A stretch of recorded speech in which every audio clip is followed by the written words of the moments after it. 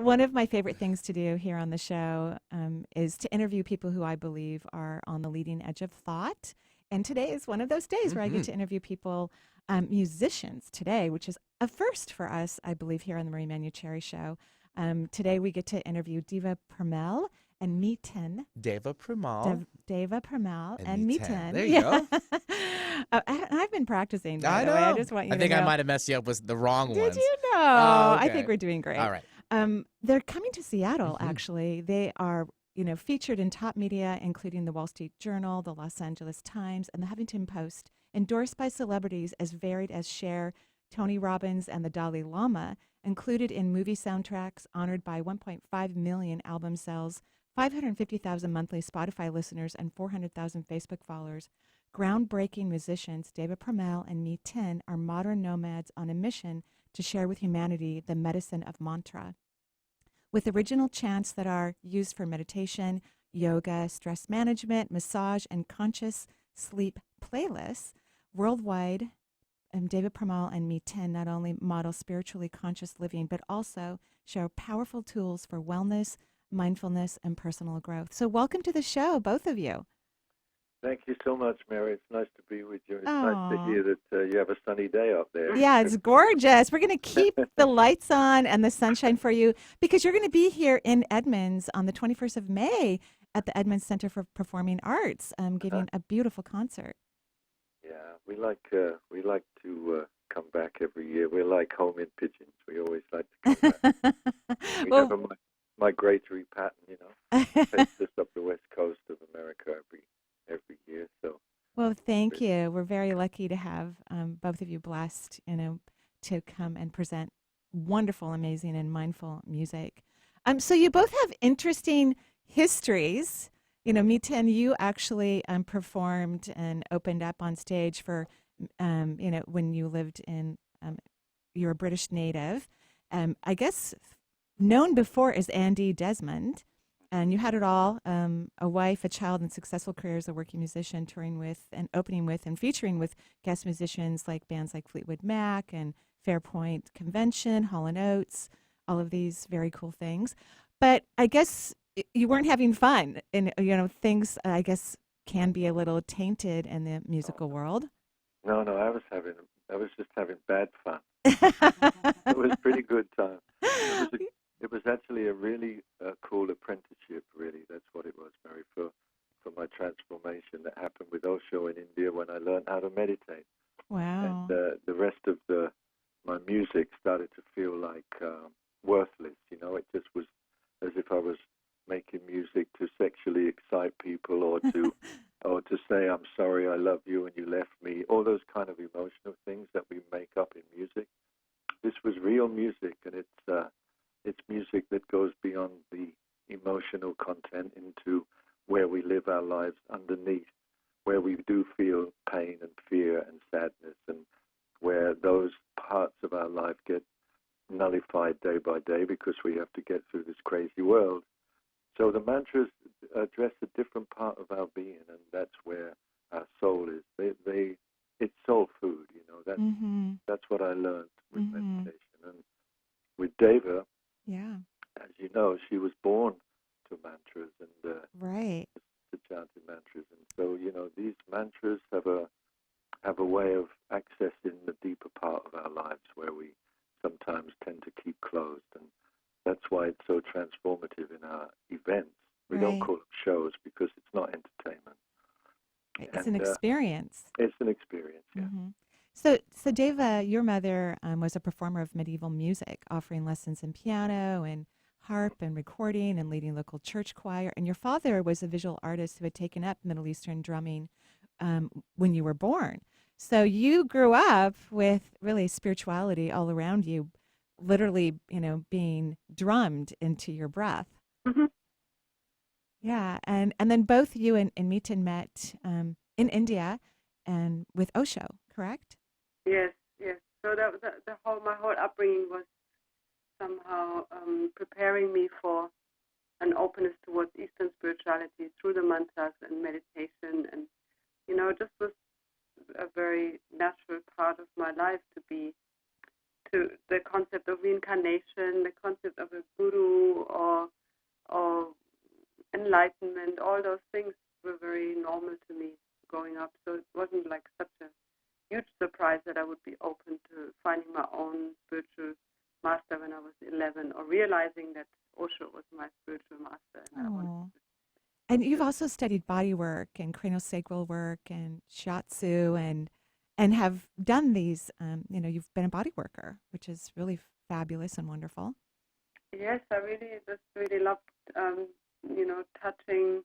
I love touch, I love massage, I love sharing love, and that's a really good way to share love, is to give sessions and to heal in that way. And I really thought I was going to go down that path and become that, or go deeper and deeper into that. And then, very unexpectedly, when I met Miten, basically, if I'm really honest, I met Miten in the ashram in India. If I'm really honest, my first wish was just to be with Miten all the time and be able to travel with them and be creative with them. And since he was a singer and a musician, I thought I better become a singer too, so we could do this together. Wow. And it was very naive at the time, and there was really not much. It wasn't really obvious that it would really turn out this way, the way it has now. It's taken me by surprise, I think Miten as well, and not really. You knew, Miten, you knew. Well, when I heard her, when we first started to sing together, she had a beautiful voice, and she had a natural ear for harmony. Her mother was a classical musician, so she had Deva. But also, as a child, she was learning violin and piano and things like this. So she was musical, but it was a healing tool that she hadn't considered. Like she said, her healing expression was through her hands, and then it became the same energy through her voice, as you know, again. And since that, her voice has just healed me, and it's healed thousands of people. We continually get in messages from people who use the mantras for giving birth to their children, or to, in transition, giving the music as the transitional sounds when their loved ones pass on. So it's a very powerful energy that Deva carries through her voice, and the mantras are in her blood, because she was even before she was born, they were chanting the mantra in the pregnancy. The Gayatri. The It's Gayatri, the oldest yes. prayer, it's like the oldest prayer known to mankind. Wow. And it's an indigenous chant for the sun, for the light to come into all of our lives. It carries that energy with it. So that's what keeps us being able to travel for the last 29 years now. And unconventionally, not under a large record label, doing it your own way. We just made it up as we went along, and it just unfolded very naturally. We just kept saying yes, kept saying yes to playing whoever was inviting us, and we had the Osho community as the family where we started, and we, in the beginning, the first 2 years, we would travel from one Osho meditation center to another and do workshops, and then suddenly, a few years later, when the mantras came back into my life, suddenly we realized there was a yoga sangha, yoga family community that we actually were part of as well, and that expanded the family and the places to play, and now it's beyond that. Now I feel there's no more, the edges are blurred now. Everyone comes. It's such right. Well, and it's such a gorgeous experience to be with conscious artists who are sharing a vibration of expansion with those, whomever they touch, even when you're not performing, but certainly when you are performing. So I think most of our audience understands what a mantra is, but I'd love to know what the significance is for you both personally.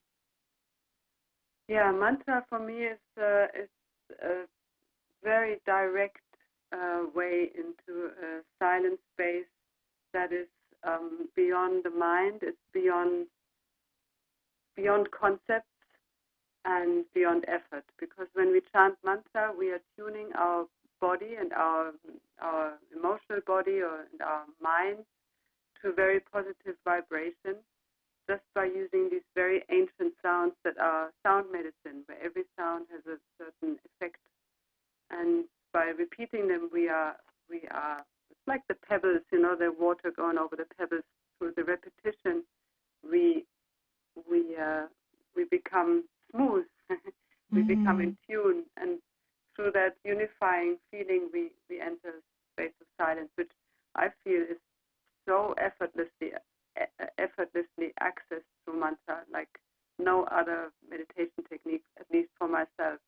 Just last week we were in Sedona, and a woman came to me who said, I've been meditating for 45 years, and only through mantra now I can access the silence that I've been yearning for 45 years in my meditation. And that's what I feel. It just comes so strongly, and that you don't have to make it happen, the silence. The silence comes to you and just takes over, and you can just bathe in it and bathe in this very alive feeling of silence, very vibrant.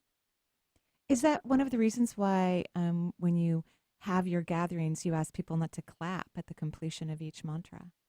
Well, we don't ask them not to clap. We invite them to feel what happens if they don't clap. People can do whatever they want, it's not an instruction. It's really an invitation, because if you put that sound in between every piece of music, it's a nice confirmation in a way that everybody enjoys it.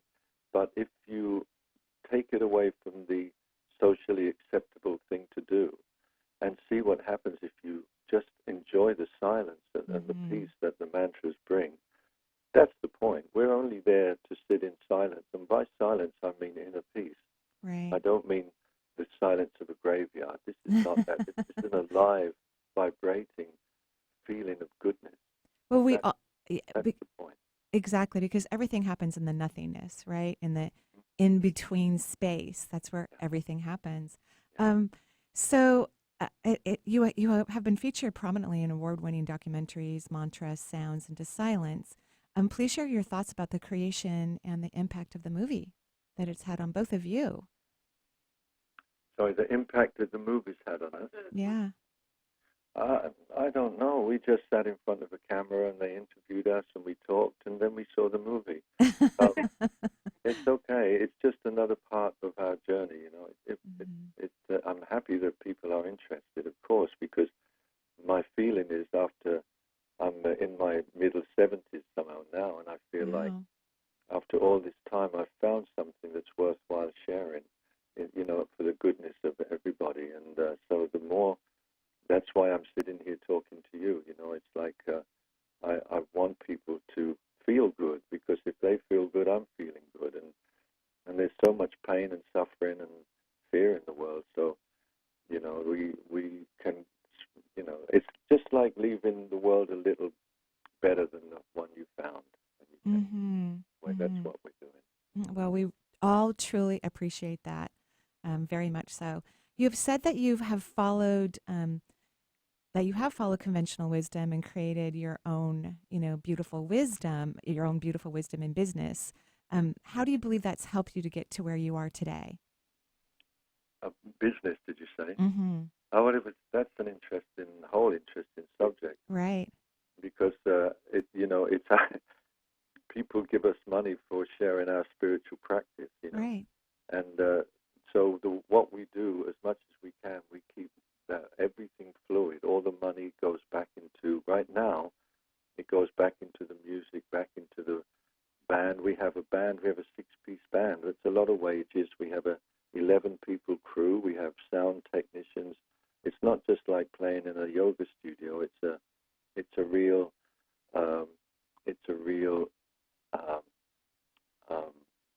event. It's right. An experience that we want to give everyone to help them into joy and bliss.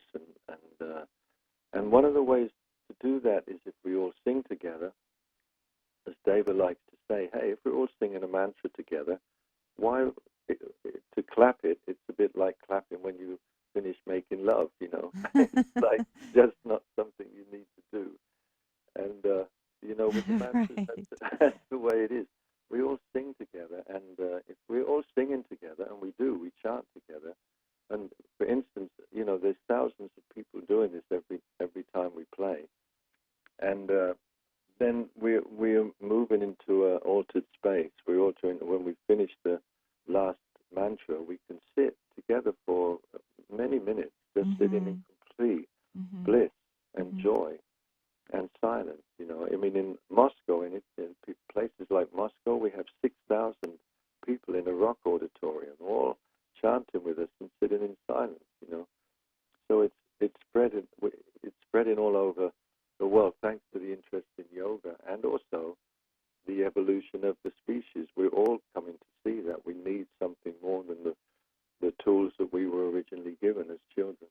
So it's truly that time that you're spending with the audience, you know, repeating, chanting, or singing together. That's when you're really in improv mode, going along with the flow of the audience as well. Yeah. Yes. Yeah, we create the evening together. Like, we don't really know what it's going to be like until we meet the rest of our band or choir, you know, which is the audience, you know. So and every place is different, and the acoustics are different. Obviously, the people are different, we're in a different mood. But it always comes back to that feeling of silence and unity. Love it. You encourage people to give extended hugs at your musical gatherings, even between strangers. It sounds wonderful, by the way. Probably what everybody needs when they get there, you know, and before they go. What kind of feedback have you gotten about that type of experience from the audience? Extended hugs, you said? Mm-hmm. Yes. You know, it's for me. It's that. I mean, we don't in a concert. We don't. So far, we haven't asked people to hug each other or invited in the groups. We actually teach hugging, and that's in our workshops, and because it's such a healing, nourishing thing. And both of us, when we meet people after the concert who come, you know, to the front and wanna meet, we share a hug, and I just love hugging, you know, not knowing the person, just feeling that feeling of our energies meeting for that moment and becoming timeless, you know. I feel like it becomes an eternity that is, who knows, in minutes, it's nothing, but it feels like we've really met on a deep level beyond words, and it's just something that we all can do, and it's very healing. And there is an art to it, because many of us are scared, of course, you know, right, to breathe, you know, because once you breathe, you are going beyond that threshold, you know, becomes like a longer hug that we usually avoid. And so we just say, just feel it, you know, just breathe, just be, just dare to open a little bit more. Yeah. Dare to breathe. Yeah. And so at the beginning of your musical gatherings, you start in meditation. Yeah, that just comes very naturally, you know, that's just a moment of silence and gathering ourselves, you know, leaving the day behind and the travel behind, and finding the seats behind, and just arriving in the moment. The music has to appear out of silence. That's the beginning of the journey, you know. So it's nice to just wait until we're all settled, the coughing has stopped, and the excitement of you know, us being there and everybody happy. And then there's a little moment where it's just nice to just, let's just take a breath, relax. And then we can chant the mantra Om together, and out of that silent mantra Om, we chant together, and then the music and the journey can unfold in whichever way it's meant to unfold. It's very much participatory when, you know, it's something that everybody has a responsibility for. You know, that evening is not about entertain me. It's about how can I share, and what do I want to share of myself, you know. So, Deva, you started off very shy about singing. Obviously, Miten didn't, because he had already been on stage many, many times and was comfortable with his singing voice. So what was that like for you, stepping into the spotlight as a singer and more recently a composer of sacred music? Actually, the first 7 years I was Miten's support, singing second voice for his songs, and I loved that, and I felt very comfortable doing that. I didn't feel comfortable singing alone, even one note, but I was so happy to do that. And then after 7 years, the mantras came back into my life, especially the Gayatri mantra at first. And then the shyness to sing alone, evaporated. It was just, that's what I can share, and it's my song, and it's natural, and it's easy. And I didn't think about it. It was not any more a process. It was just, that's home. And so that's what I always tell people, find your song, find the thing that you feel comfortable with and that comes easily to you, and share that. It's so precious, even though it comes easily and comfortably. Right. Yes, of course. I also say there that, because we don't see it as a performance, there's nothing to get nervous about. I've never seen Deva nervous. We don't get nervous before we play. It's because we don't feel that we've got anything to remember. It's not like you do this, I do that, you say that, I do this. Don't forget this. So it's very much improv, and so we're there with our family, and that's how we see. We actually feel like when we come on the stage, the circle completes, and then we're all one big circle, cosmically a circle. Of course, we're sitting in a theater, but basically, on a cosmic level, it feels like when the musicians come on the stage, the circle is complete, and then there's nobody needs to look at anybody else, and then we can go off on our journey. But at the same time, like I said, the lighting things that happen with our lighting technician, Ziggy from London, is incredible. She brings such a heartful feeling with the light, so you get a whole download of emotion and experience, from just visually also, Right. Oh, it sounds wonderful. And you will be here in the Seattle area on May 21st at the Edmonds Center for Performing Arts. Tickets are available at dpm.life. And I just want to thank you so much, both of you, for taking time out of your musical, fun meditation days and speaking with me this morning here in Seattle.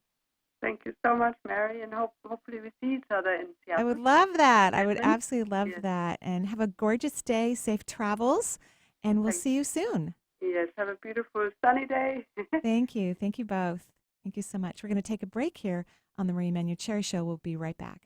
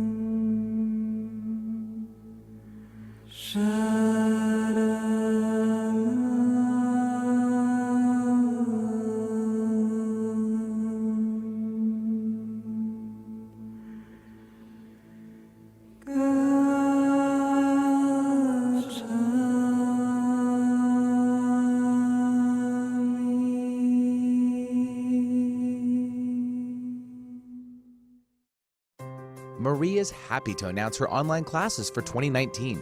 And if you wanted to take a class from Marie but live too far away to attend her Seattle-based workshops, now you can, from the comfort of your own home. Video recordings of these classes are included in the registration. In August, embrace your empathic nature. This course helps the evolved, compassionate person enhance their own life as well as those they have a deep compassion for. Learning to individuate and allow one's own magnificence to shine through is one of the greatest acts one will ever do. This two-part course is August 7th and 14th, 7 to 8:30 p.m. For more information, visit energyintuitive.com.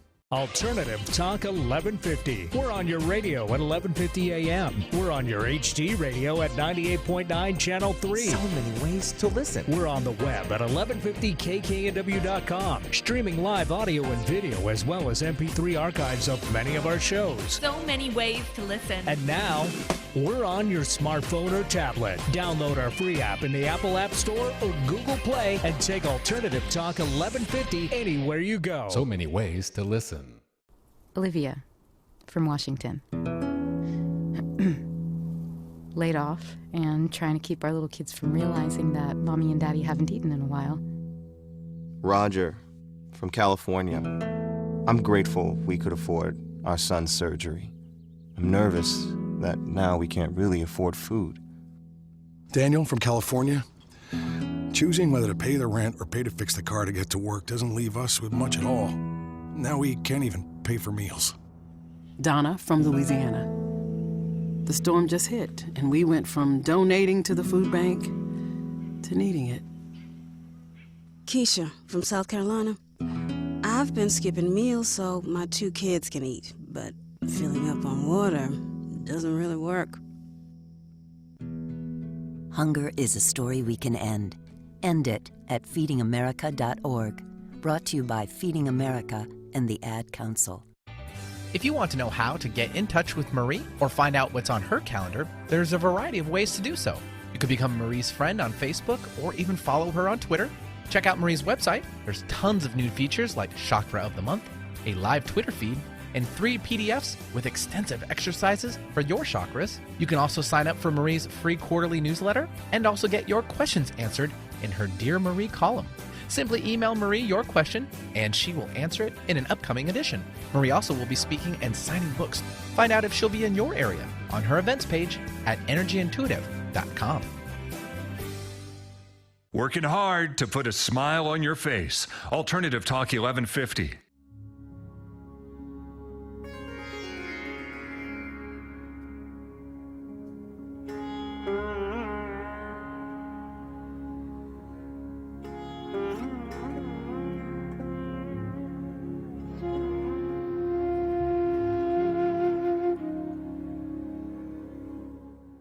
Good morning. Oh, I'm saying good morning again. Feels like morning when you're listening to this. Yeah, morning. You know, Sure. I've been up since like 5:45. Well, only an hour. What time do you wake up? 4. But this is the opportunity to hear this beautiful And it's music gorgeous. and see the sunrise. Oh, my, coming up stunning. That's exactly what Yeah, you were getting at. just See?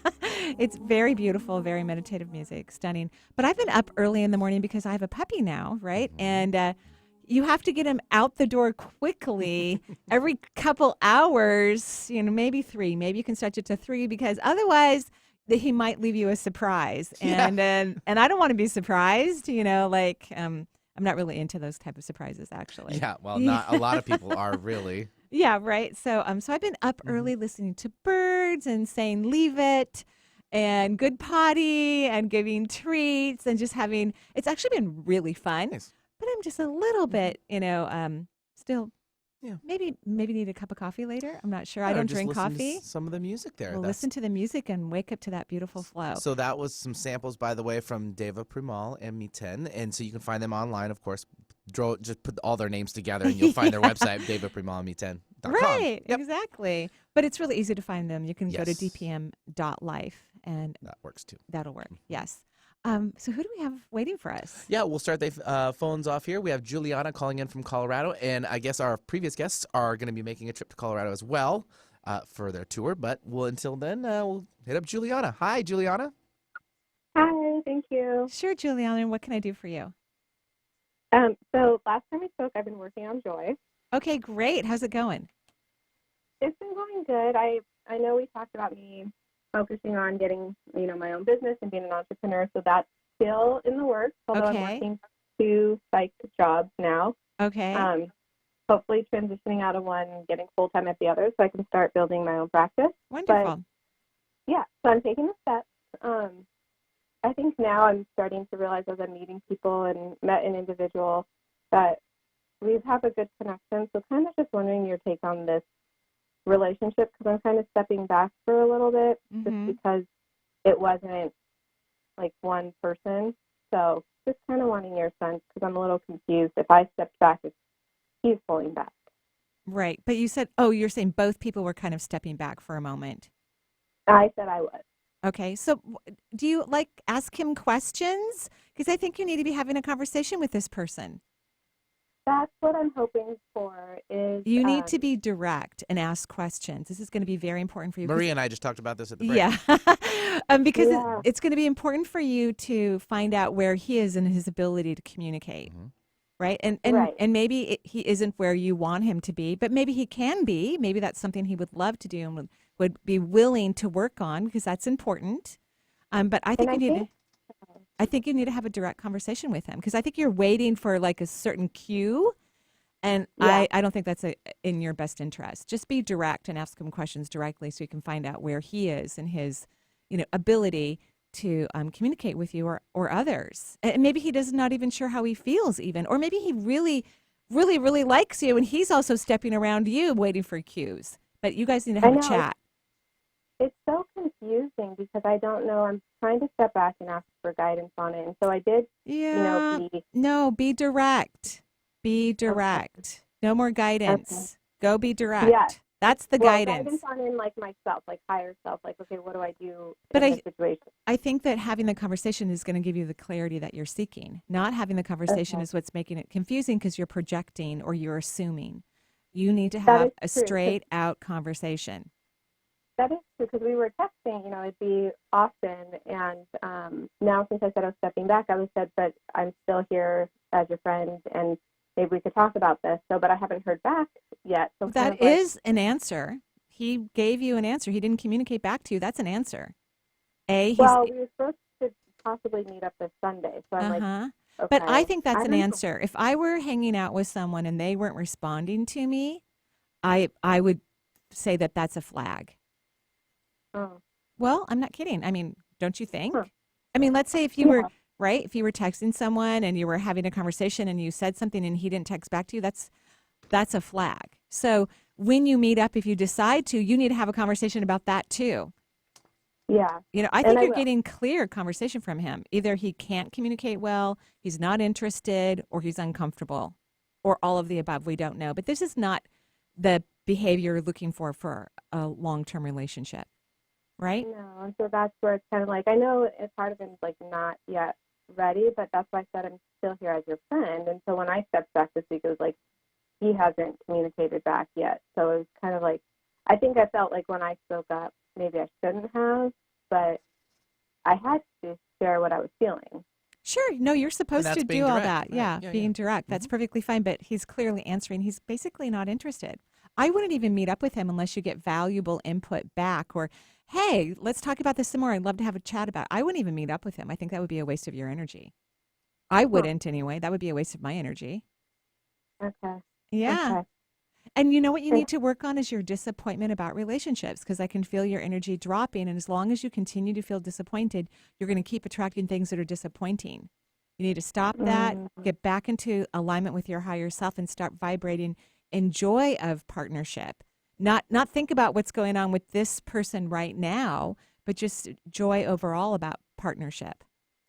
That's what I need, because it's been a while, and I'll be close to 35, and so I'm looking at my life thinking. But those are even that is a conversation that's lowering your vibration and creating that disappointment. You can't say that anymore. You can't say I'm 35 and it's taken so long and this is so hard. If you say it, you're sending more of that disappointment straight into your energy system, and you're manufacturing more of the experiences that are disappointing.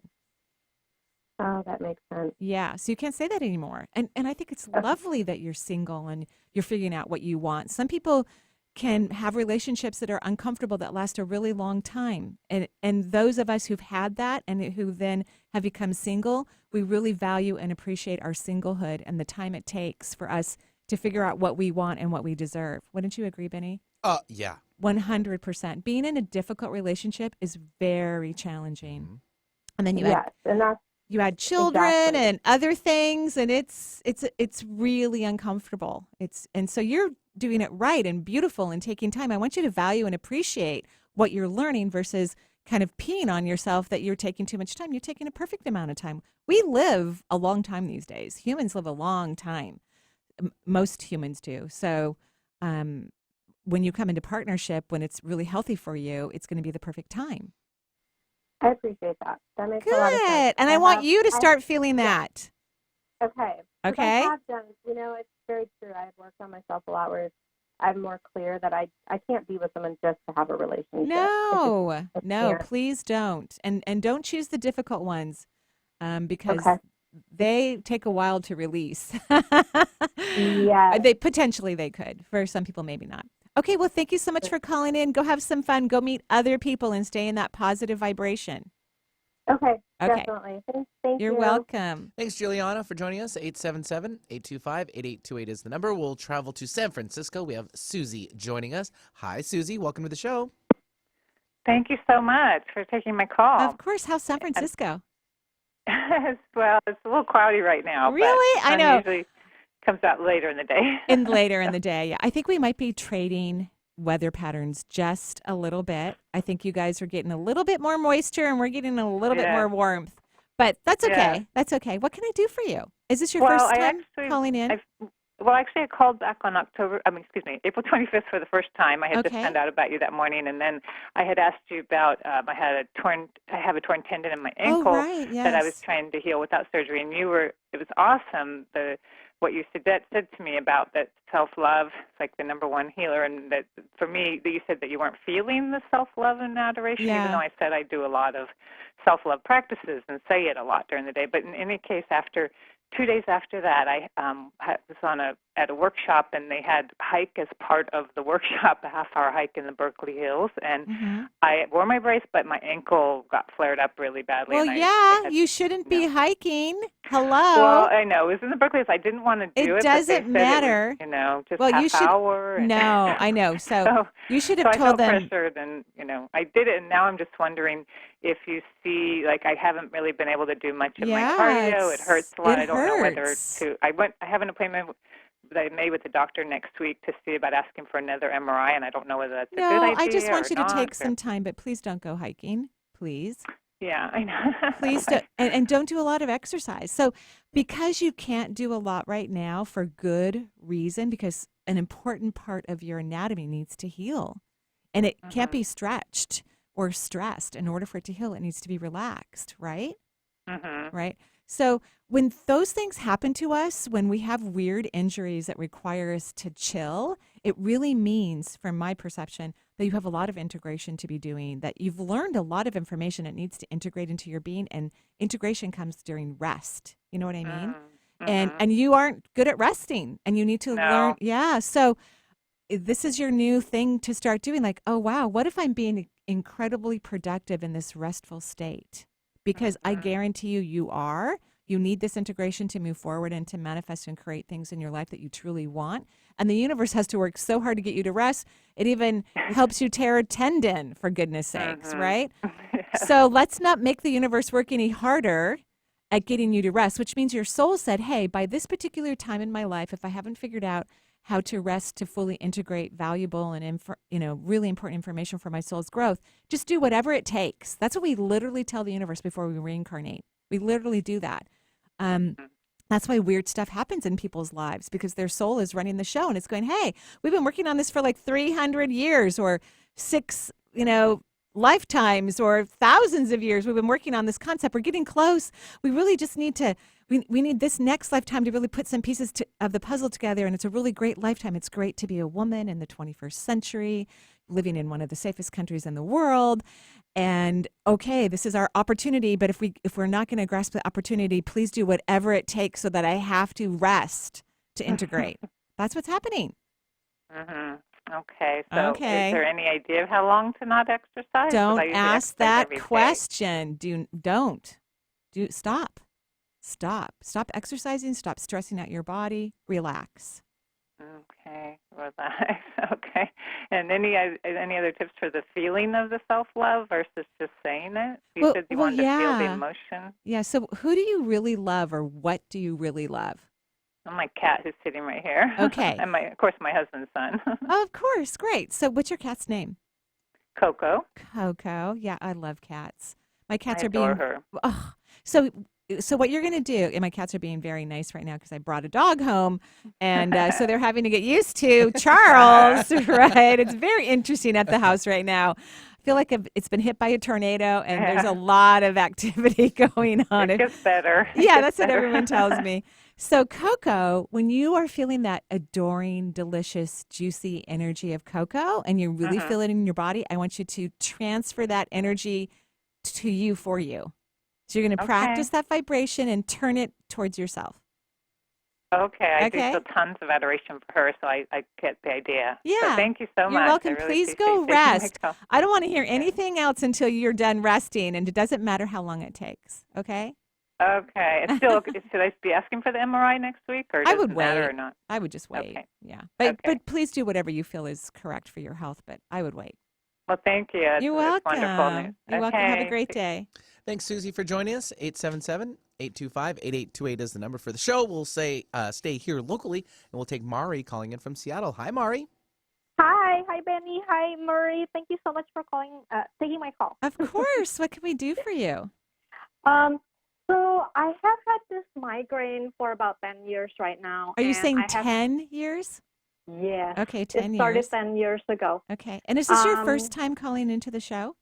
No, I called you before about the biopsy on my eyes, and I followed your suggestion. I'm so much happier right now. So thank you so much for your You're advice. welcome. Yes. I'm so glad. That's wonderful news. Yes. Yes. So with this migraine, I went to neurologists. They do CT. They do all the conventional medicine workup. Right. They just lump up, oh, you know what, you have migraines. Right. But then it becomes so debilitating, and it starts out on my neck, like a I'm so stiffness sorry. on my neck. So sorry. And then it radiates towards always the right ears as a heat, and then radiates up. Wow. So I wonder what's going on, and I have had energy work done with this with another practitioner, and she said, like, oh, we have to release some stuff in the seventh chakra, and it gets better for a while, but it keeps coming back. So I wonder if you may have any advice. Oh, yeah. I've got lots of advice for you because I have a certain belief about migraines or cluster headaches or people who have chronic condition with head pain. It's all about blocking your intuition. That's what it is. It means, A, you have a lot of intuitive ability. That's what it means first and foremost. And B, you're blocking it. And so when I drew out your energy system, one of your chakras was missing. I had to count them because it didn't look right. I'm like, oh, and you're missing number 2, which is number 2 connects to the emotional field that's in the second layer of your aura. And intuitive people need to rest in their authentic emotional body, which is not their head or their heart. They need to rest in the second layer of their aura so they can feel their authentic emotions. And if you feel your authentic emotions, then you're able to actually allow your brain to relax so that you can pick up on impressions from the third eye. You have a stunning third eye, gorgeous. I mean, beyond textbook perfect. So let's start using some what if questions. Yeah. So, what if I'm incredibly intuitive? What if I allow myself to bathe in my authentic emotions? And you don't have to know what any of these sentences mean. I don't want you to try to figure them out because that's not the intuitive process. Right? The intuitive process isn't how, what, where, when, or why. The universe thinks all of those words are, well, they can't see them. The universe can't see those words, right? They don't exist. And so because they don't exist, when humans are asking the universe for answers and they're using that language, the universe has a very difficult time trying to respond to them because they can't see those words or hear them, right? So I want you to start using those what if questions. What if I'm incredibly intuitive? Be very curious about it. Allow yourself to start feeling the vibration of your frequency increase when you ask these beautiful what if questions, and hold that vibration, holding it for periods of times like 16 seconds, which is Esther Hicks believes, shifts your frequency. But for any period of time, hold the frequency. It will start recalibrating your subatomic particles to match the answer. And then we should be able to see these headaches dissipating, which you deserve, by the way. That's a long time to have pain. I've just been taking medicine, of course. as abortive. Yeah. You have to. Yeah, and do you know why it's on the right side instead of on the left? Yeah, how I would interpret it is that the right side of the body is power. So not only are you crazy intuitive, and people who have a strong intuitive nature like myself, we need our intuition. We won't make the best choices for ourselves unless we're utilizing our intuition to give us a different form of advice. The information I get from my intuition is always completely opposite of what my brain tells me always. And I would say 99% of the time, I follow my intuition. Sometimes not in the dating world, like I could be in a car with some very handsome man and I can hear my guys going, but I'm going, but I'm like, he's so cute. And we're just going to go have dinner. And they're like, yeah, okay, whatever. And so I want you to start spending time in that second chakra, getting out of your brain, leave your brain alone so it can start to relax and let you learn and understand your powerful intuitive process. Okay? Okay, sounds good. Okay. Thank you so much. You're welcome. Have a great day. Thanks, Mari, for joining us. 877-825-8828 is the number, and we will travel south to Austin, Texas, and we have Christina joining us. Hi. Oh, great. Hi, Christina. Oh, hi. Hi, how are you? How's Austin? Oh, I'm good. I'm sorry, I'm a little startled because I was listening to the call. It sounded like the other woman just got cut off. Oh, really? So, yeah, no. We said goodbye to her, yeah. But we're saying hello to you. Yeah, so Hi. what can I do for you? Well, so there's two things really that I'm equally curious about. That first caller was talking, you're always such a supporter of relationships. Not always. I mean, well, you are in support of people being in very good relationships. Yeah, in healthy relationships, exactly. Yeah. Yes, and what do you think about my relationship? What do you think about it first? What do you think about it? Well, I think that it's very stable, but it lacks a lot of passion. And I don't know. Well, here's what I think. Here's what I think. Yeah. I think it's fine. Your person is so sweet and kind and considerate and thoughtful. And you can disagree with anything I say at any moment, by the way. I mean, I really like your person. Are you agreeing with what my definition of your person so far? Or disagreeing? Yeah. Yeah. Just a wonderful person. And instead of working on the passion in the relationship, which I do think is important, I really don't understand why people stay together who don't have sex or don't have great sex. To me, you might as well just be single. That's just how I feel. And then you can go have sex because I personally believe that passion is super important in a relationship. It's a very valuable concept to partnership for me. And so I always kind of feel like, if there's not a lot of passion, why are you hanging out there? But what I'm hearing as I read your energy is that you need to work on your passion for yourself first. You know what I mean? Like you need to have more of an independent, passionately filled life, which doesn't mean you going having sex with other people unless that's something that you guys agree with or something of that nature. But passion is something we can feel in every avenue of our life, not just with intercourse. You know what I mean? Right. So no, I agree with you. Yeah, the universe says that you're bored in life in general, and you need to go figure out how to light your life on fire and have a lot of fun as an individual person, and then bring that delicious fire to your partnership and see how it could potentially help it to transform. Okay. And then if it doesn't, then you can go, okay, well, now what do I feel about this? Now that I know what passion feels like for me and what I really want, how do I feel about it now? Or is it okay? All right? Okay. Okay, so everything starts with us. So go take care of that. And perhaps your what if question could be, what if my individualization is filled with passion? Okay? And don't worry if your mind doesn't understand what that question means. That's actually good. We don't want the mind to try to figure things out. We just want it to go, huh? Okay? Okay. Okay, have a beautiful day. Thanks, Christina, for joining us. 877-825-8828. We'll take Ava calling in from Fresno, California. Hi, Ava. Hi. Hi, Ava. How are you? Hi, Marie. Thanks for taking my call. I'm doing really good. I'm excited to finally get through. Oh, great. Yes, thank you for waiting. And what can I do for you? Is this your first time on the show? This is my first time calling in. Welcome. What can I do for you? Thank you. Okay, so I'm at a place in my life where I'm in transition. I recently lost my job. Yay! And the last couple that's kind of how I felt. Yay! But there is a little bit of a mourning, too. So well, the last we'll couple of see. years, I've been working on myself, trying to find my joy again and my purpose. And I've started to feel really passionate about energy healing and, health and wellness and kind of going into that direction in my life. I'm enrolled in a course to become a functional medicine health coach, and just want to know if that is the best direction for me. And even like I'm an empath. Yeah. I'm beginning to kind of develop some clairsentient and Great. Now, skills. I want you to notice how my voice changed in frequency as you were speaking. Like, I liked the holistic thing. That sounds great, the class that you're taking. But when you said you were developing your own clairvoyant stuff, I'm very, very excited about. I want you to really put a lot of energy in that. And whenever we're developing something, at least for me personally, when I'm learning new information, I'm gaining new awareness, it's because I'm spending quiet, lovely time with myself. And I'm allowing the universe to teach me.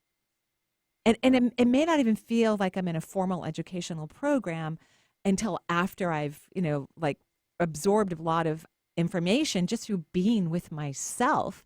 Then I'm like, oh, wow, I just learned a whole bunch of stuff. Wow, I'm going to teach this to my clients, So it sounds fantastic. I want you to spend more time with yourself. Does that make sense? And that's why you lost your job, so you can spend more time with yourself. Yes. Yeah, so I was thinking, too, of starting a podcast. Great. Okay. Yeah, and remember, I'm really excited, yes, because you want to do the things that bring you joy.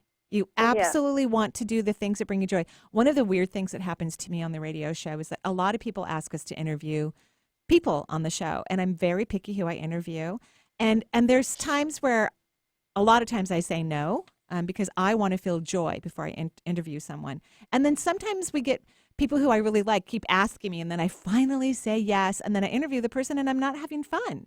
So trust your intuition, follow your joy, because your joy is your path to your enlightenment. It's your path to your expansion. It's the path to the work you're creating in the world that's going to bring you more joy, because you want to do work that you're doing to bring you joy, not to help other people. It will help other people if you are in joy. And you said you were excited about the podcast. So I am excited. Yeah. I struggle a little bit with the fear factor, because I've been working for 25 years and, trying to go on my own is a whole new world that I've never explored before. But here's something I'm going to say, and I just want you to know I cannot see bank account numbers or investment portfolio. I don't even try to. Money is not your issue, so you don't need to worry about it. Just go have fun. Everything will work out for you. Do you agree with that? Money's not your issue? Yes, I do. I always feel like I'll be fine. I'm always been taken care of somehow. Yeah, it just always magically works out for you. Right. That's how I feel. Thank you. You're do you welcome. have any recommendations or advice on how to get started on developing my skills? Follow the joy. You're doing a great job. Don't try to figure it out. Just let the universe continue to surprise you and surprise you and surprise you and surprise you. Okay, great. Okay? Thank you. You're welcome. Have a great day. Thanks very much, Eva. And that should do it for today. Oh my gosh, we're sorry we didn't get to all of our callers. We always try. Benny does such a great job, and Lisa's home with the puppy this morning. So Benny's been doing double duty, running into the closed studio and taking everybody's information. And last night I did the second part and the final part right now to our Money course. And thank you, everyone. I love the people who sign up for the online courses. Good turnout. We go into great depth, and it's just a wonderful, delicious pleasure. And thank you again to our guests who were on the air with us this morning. Deva, Premal, and Miten, who we will end the show with, by the way. Right. Yeah, thank you, and wish you a great performance here on May 21st in Edmonds. Joyful blessings, everyone. Bye-bye.